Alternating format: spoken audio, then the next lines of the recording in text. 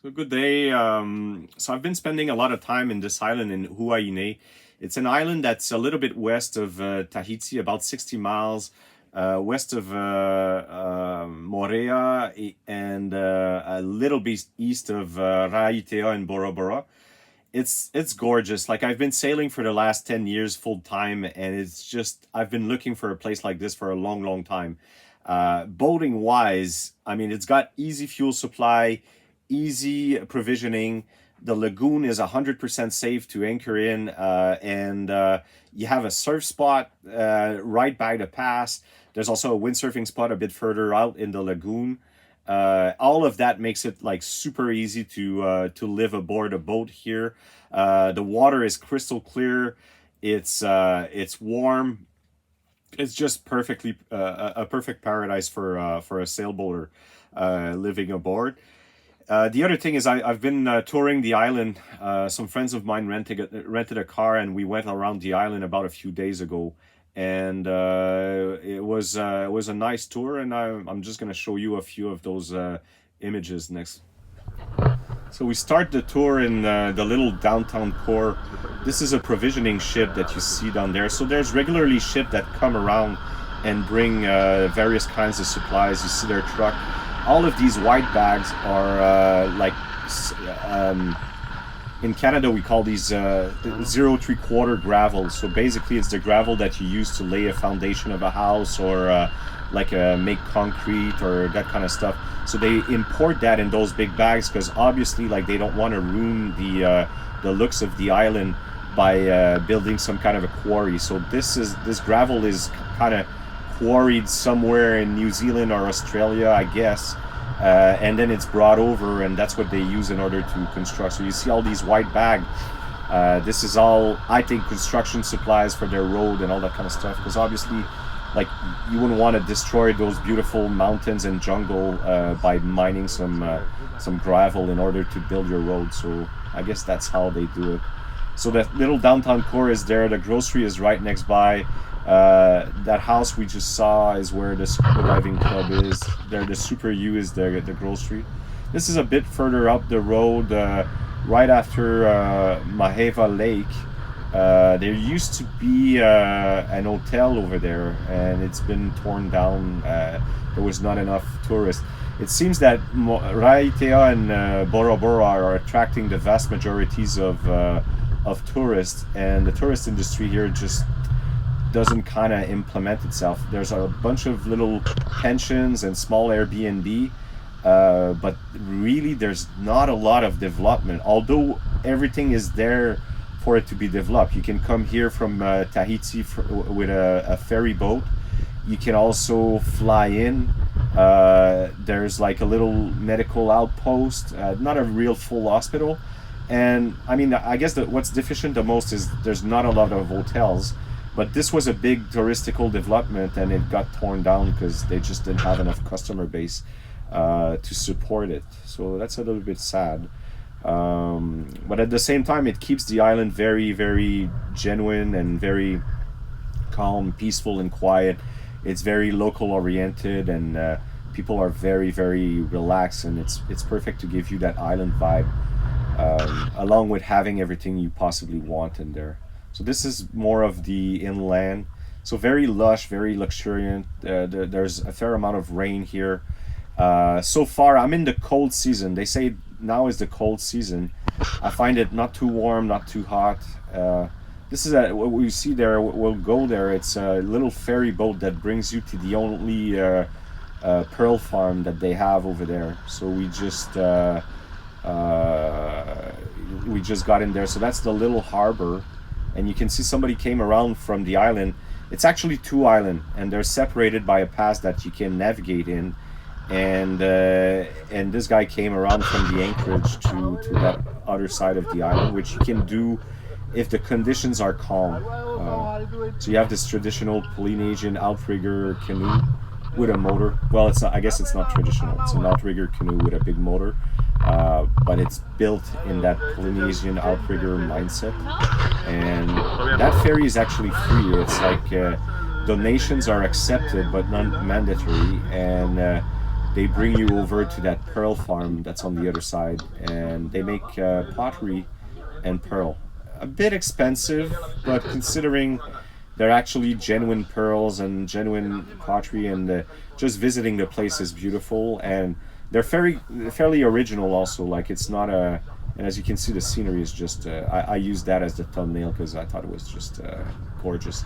I can't remember how much oyster they have. Like it's something like 75,000 oyster or something, and they're cultivating those pearls.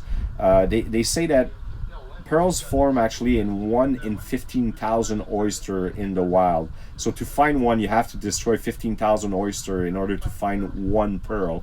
So that's why they started cultivating pearls, because it just makes no sense the amount of oyster destructions you're gonna have to do in order to find that one pearl, and for like to supply the world's market demand on pearl. I mean, it would just be too destructive. So they found a technique where they use a nucleus from another oyster, and they implant that in an oyster, and that actually triggers the oyster to generate a pearl. And because they have like 30,000 oyster, and it takes, I can't remember, it's something like a year and a half for the pearl to form if it's implanted properly, and that way they're able to supply enough oyster to the world's market.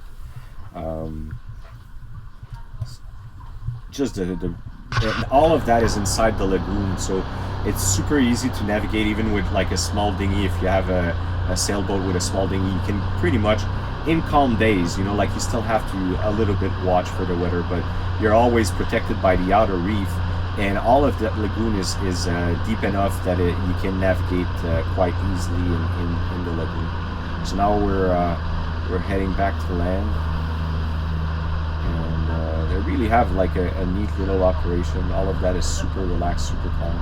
I found the locals to be super friendly. Like generally the economy there is, I mean, it's a touristic spot. It's expensive, but I'd say it's less expensive than places like San Diego or Los Angeles or New York or even Florida for that matter.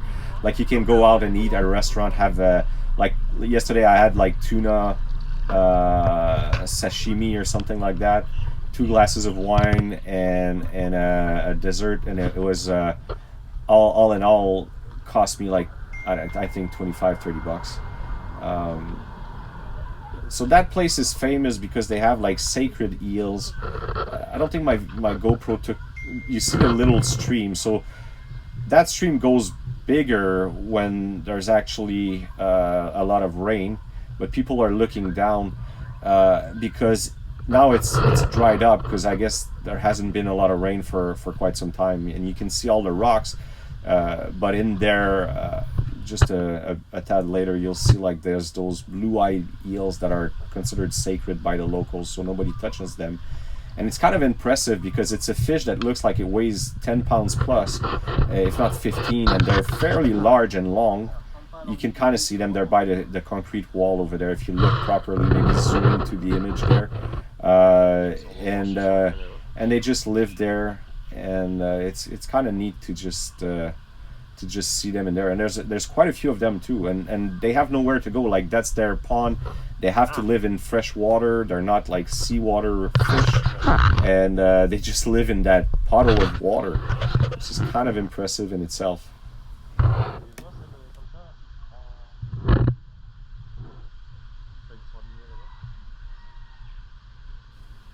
So after the hills, we just kept on driving, and we went up the mountain a little bit, and we found those scenic viewpoints. So that's actually the separation between the two islands that we see there. So I went there with my rigid inflatable boat, but that's the view aspect from the mountain on the other side, and it's quite impressive in itself. Like and there's all this luxurious forest around you. Not a lot of mosquitoes, surprisingly, because it's warm, it's humid. Not that humid, actually. The climate is perfect, but I would expect for the amount of vegetation there's there to have seen like more mosquitoes, but I don't see any mosquitoes out there. Well, you don't get bit that much, so that's a little bit further down the road. Just gorgeous place, and I mean, and it's mostly locals. Like there's not a lot of hotel development here. it's mostly locals owning houses, French citizens or local Polynesians, and they just end up there and they buy a house and they just stay there.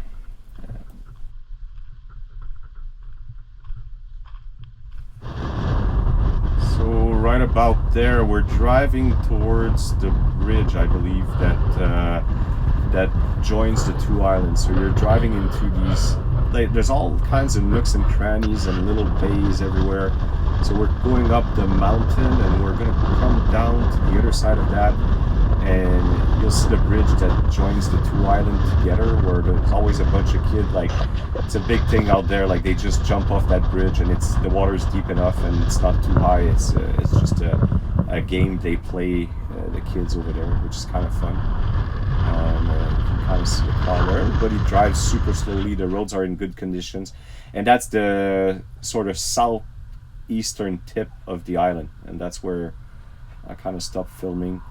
But you can see, like, the pale blue is the reef, the outer reef that protects the lagoon, and then the darker blue shade where you see a boat driving by is and they have chickens everywhere.